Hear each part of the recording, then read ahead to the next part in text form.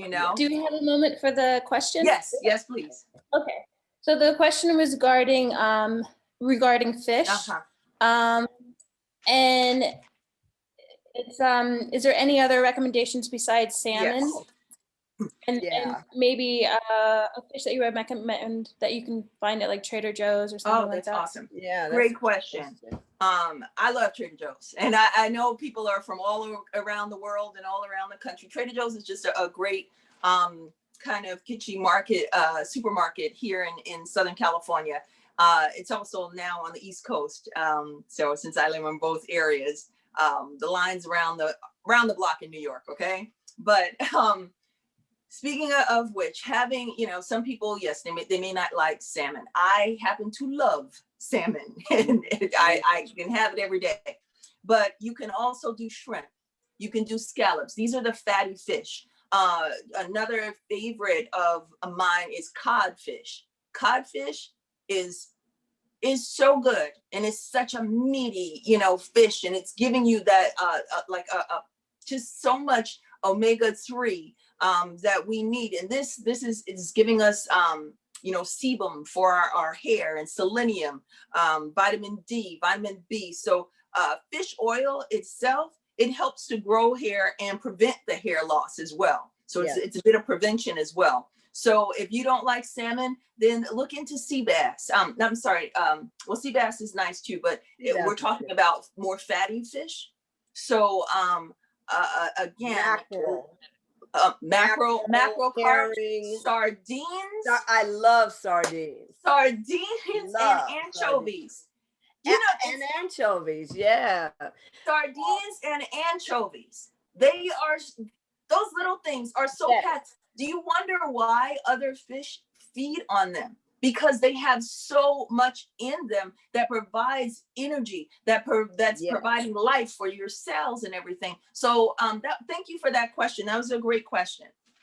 And I also want to add that sometimes you don't, like you can take fish oil tablets. I mean, sometimes you don't want to eat fish, but you can add it in your diet via red krill.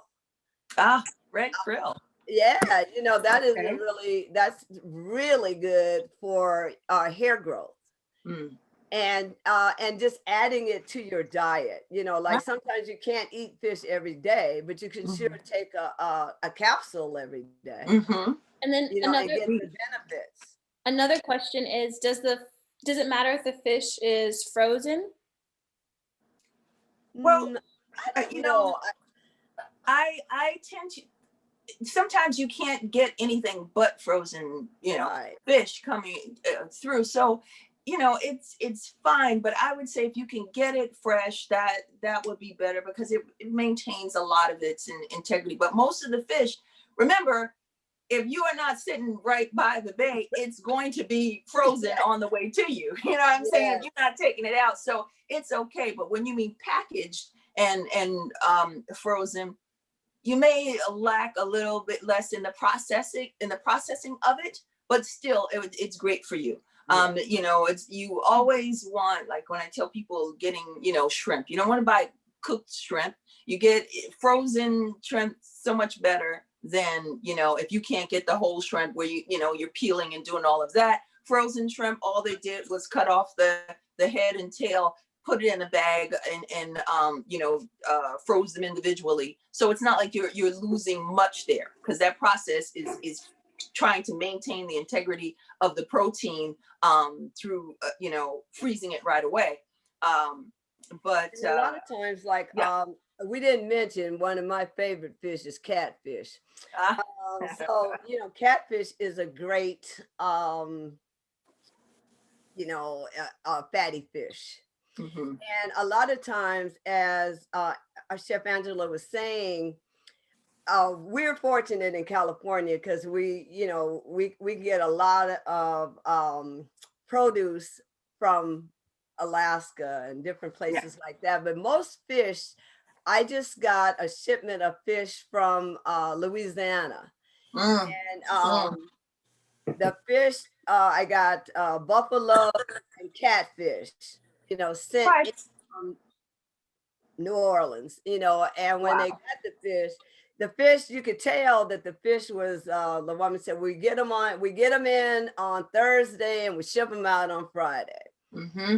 So delightfully, our package came on Saturday. Nice. And the fish was not froze, but packed in ice. Yeah. Mm-hmm. And I'm telling you, when we cooked that fish, Ah. I would have thought we had caught it that day. Oh, yes. You know, the fish was so good. And a lot of times in Alaska, they, I don't really know the concept, but they, what do they call it?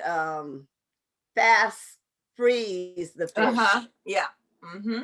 Yeah. Yes. Mm-hmm. So they're doing it like individually. They're doing it right there on the spot. So you have that layer of water and salt that they'll pack it. They'll put it in and with sometimes a little bit of citric acid so that it just maintains that freshness and it's off. So again, you do want to do your best to get it fresh, but if you have to, frozen is, is fine. You know? And I just want to say, we are going to talk about plant-based diet. Yes. In case you're just tuning in, the question was about fatty fish. So, this afternoon, we really want to cover the gamut of eating palates. Yes. We know we have pescatarians, vegetarians, full on meat eaters and doing everything. Vegan. So, we're gonna do our best to try to cover a variety of examples. And again, you take in the information that you can use and leave what you can't use and share it with someone else. But we